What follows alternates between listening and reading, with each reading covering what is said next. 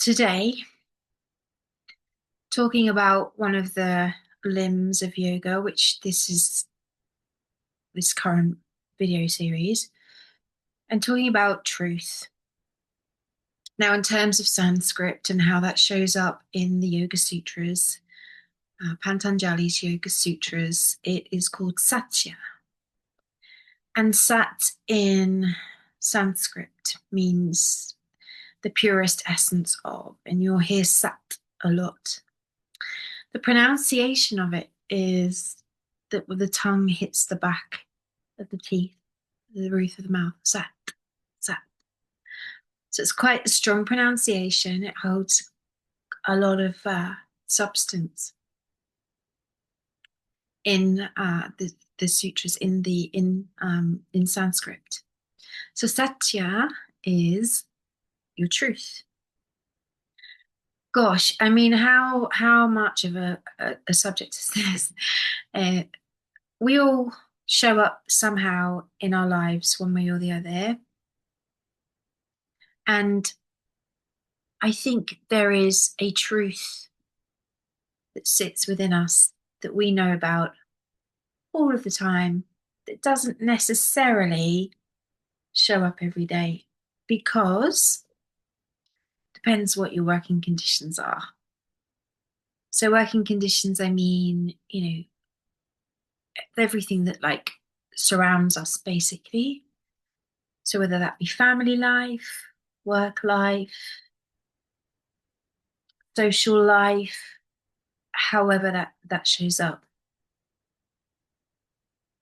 When you know that when you go somewhere and you're in your truth, that when you meet another individual, and this is there's no judgment always with my videos, there's never any judgment because we're all on a different place, all on the same bus, all on the same train, just different carriages.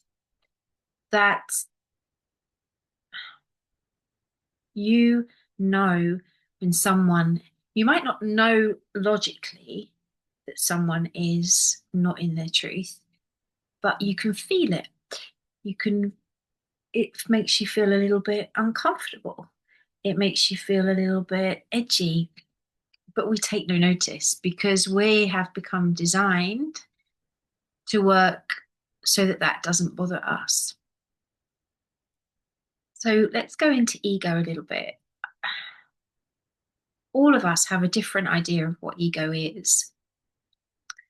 And it can be represented as a bad thing. But ego has been created, it's a story.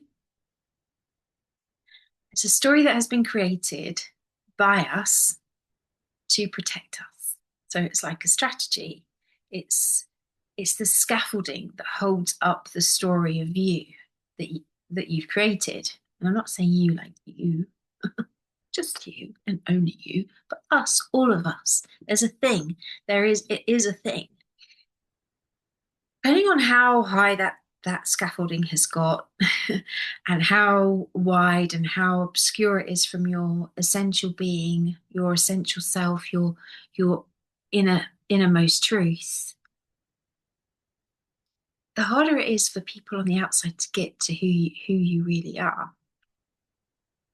And the less likely you are to move into receiving more of what should be on offer to you if you are in your truth. It's kind of like an escapism. It's an escapism because the truth sometimes it's too painful for us to kind of bring it forth because there's too many consequences. So go gentle on yourself here. Like going back to my story of when a little way into my yoga practice, when I realized that because I came from that dance sort of arty background, I thought going to yoga I was going to be like really good at it. And everyone was going to think, she's really good at it. But when I realized that wasn't the case, that's when my ego showed up. And I can remember the discomfort of realizing that my journey was just about to start to move inward. I can still feel it now, like thinking about it. Literally, I can feel myself welling up inside. This kind of like, oh no, no more responses from the outside world. No more, no more appreciation and recognition. I can't rely on that anymore. And I sobbed a lot when I did yoga. I mean, there's people that do this now and they're like, what do you mean? I come out and I'm sweating, but wherever you are on your yoga journey, it really has no consequence. But I remember being literally in downward dog and then thinking, this is it. This is, there's no going back now. I either stop this now and I get stuck here, or I allow myself to go into the process of reintroducing myself to myself. Oh, yes. And it hurt. It was upsetting, but it was also really like it was a new love story. And so I cried with the release of the old and cried with the not knowing what this was going to really show up like. And I can remember my tears just like tapping my mat. Oh my God, watch out. Here we go. My yoga, and I'll always mention him, and I'll always refer to him because he changed my life. My yoga teacher of very, very many years, who's so well accomplished, even now. I remember him saying to me how he perceived me as a baby sea lion being thrown around by a killer whale. It's like life has got a hold of me, and I'm bouncing off of the walls because I was so reactive and not living in my truth. So, like if you're going home from somewhere and you've put on the thing, you've put on the mask, you've put on the suit, whatever, and you get back and you're absolutely exhausted, no energy. That's when you've been essentially in your ego. You've been like playing out a role for whatever. And your essential self is crying out, why didn't you let me show up? The other way that, if we go back to the physical practice of yoga, like, here we're talking about the ethical foundations of the yoga practice. So this is like everything that works on the mat and off the mat. If we go back to asana, if we go back to the physical practice, if you're pushing yourself through discomfort into pain and even more, you're not in your truth. And this is where injury lies. And the same is if you're pushing yourself through an experience that isn't in alignment with your truth, it causes injury. But it's not physical injury. You can't see it. It's just there all of the time. And unfortunately, we can do this for a long, long, long, long time. And then it just resurfaces. Resurfaces in depression, resurfaces in anxiety, resurfaces in all sorts. And let's put that into perspective. Depression is deep rest, depression. The body, mind, soul, everything needs to stop the display and move back into its essential self. Depression's it's not bad. It's not a bad thing. It's nature calling you back in. It's nature calling you back in to just hold space for yourself and nurture yourself. They call it the dark night of the soul. Let's not make it that scary. Let's not make it that scary. It's true love. It's true love of self. I just want to introduce you to, if you don't know already, Gyan Mudra. Gyan Mudra is one of my favorite mudras because It essentially holds your wisdom in the top of your thumb, in the top of your forefinger. You've seen, how many yogis have you seen sat like this? There's remembrance in the tips of your fingers. You have over 70,000 meridians running through your body. Why not into the fingertips? You can become so present within yourself just by holding this and breathing for a few minutes every day. So I'm just going to get you just to bring your thumb and your forefinger together and just sit and just let yourself be. Small tips.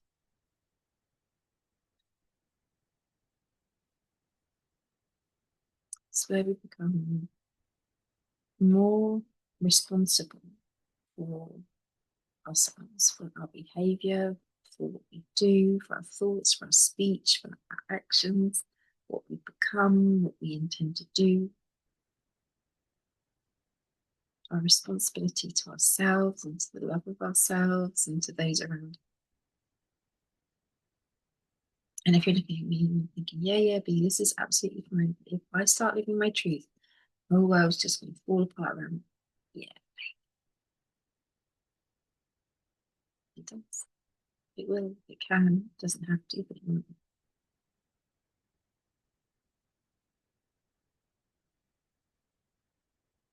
It's very fun. It's very.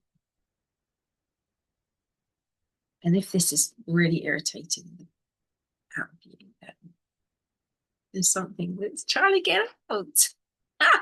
Something that's trying to get out. Anyway, just for a moment, pull it in, take a deep breath.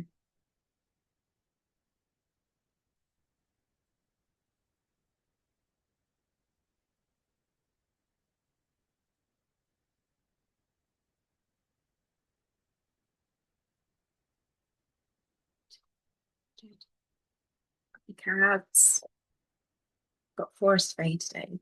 Let's get some new ones. I've seen some mudra ones. So which ones are how does that feel? Maybe jot it down. Jot down how this has made you feel. Ooh. Yeah, maybe jot down how this is making you feel. Maybe when you go and do that thing tomorrow, how you're going to show up different. Maybe you want to pull back your energy on something and not push so hard. Maybe give something a bit more. And see a picture of Soul. So that's a painting I did of Soul before he died. A bit worried about the big black spot under his nose. It needs some work. So I'll take it back down and carry on. But yeah, I still get to see him today. Oh, yes.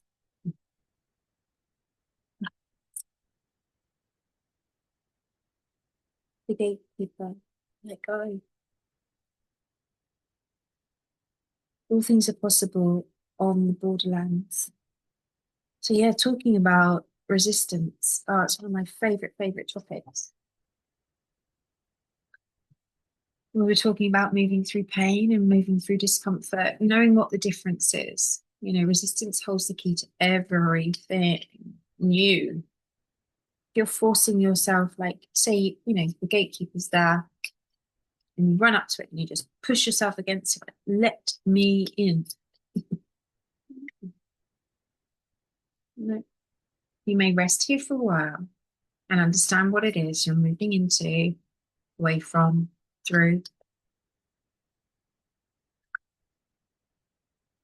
That's where the ego is. That's where the strategy is. Ooh. She says that. Lois-Faye. I love that this is like the same as my surname. Take time for hibernation and healing. Of course. Of course. You have a seasonal body. There is a time for rest. Deep rest, just like we said, take your pet with you. Oh, lovely. Take time for hibernation and healing. That's pure acceptance, that is. Pure acceptance. No forcing. Because your truth is for the greater good, it's not necessarily convenient. A lot of the people around you. But we sacrifice our truth so much. Oh, says that. We know. We sacrifice our truth so much to fit in for our conditioning, you know. We all do. A certain amount of that, you know. And in some instances, you know, we have to bring it in to comply. Forest sister, the moon shines brightest after the storm. The moon shines brighter after the storm. So if you're before an understanding of what your truth is, you start to investigate it and watch what comes about from it. It can seem stormy. But then on the other side, the cards always help me tell you more. They always give me, they're like my framework, they're like my guidance, so that it helps me tell you more and helps me to explain more. So I hope you enjoyed this. And yeah, I'll go into more detail about Satya, maybe to the practice of it. Goodbye.